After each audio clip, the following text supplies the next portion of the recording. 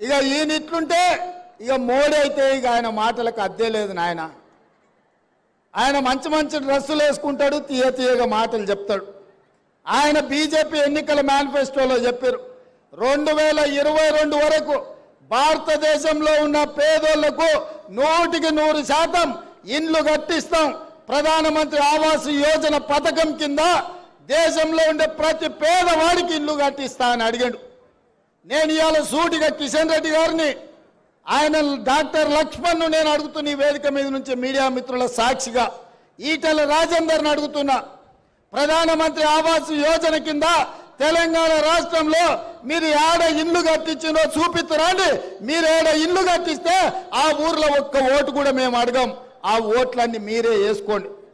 మీ ఎన్నికల మేనిఫెస్టోలో లేదా 2022 వరకు ప్రతి పేదవాడికి ఇల్లు ఇస్తామన్న మాట వాస్తవం కాదా?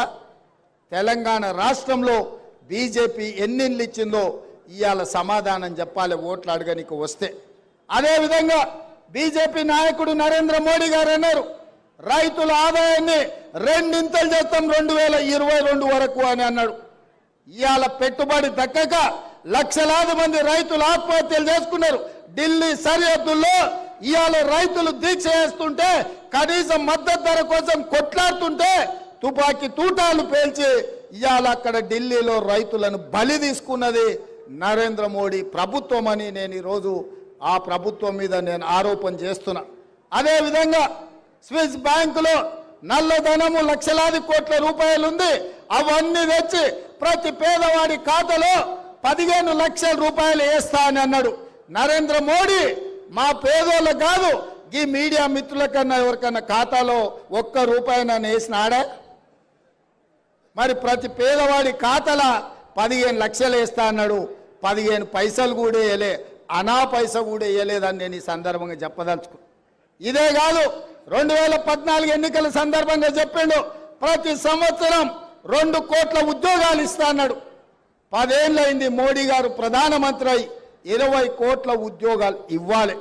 20 కోట్ల ఉద్యోగాలు నరేంద్ర మోడీ దేశంలో ఇచ్చుంటే 60-70 లక్షల ఉద్యోగాలు తెలంగాణ రాష్ట్రానికి వచ్చి ఉండేటివి.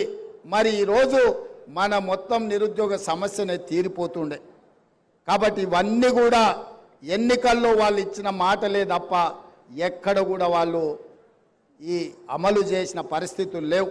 అందుకే ఇది అధికారిక కార్యక్రమం.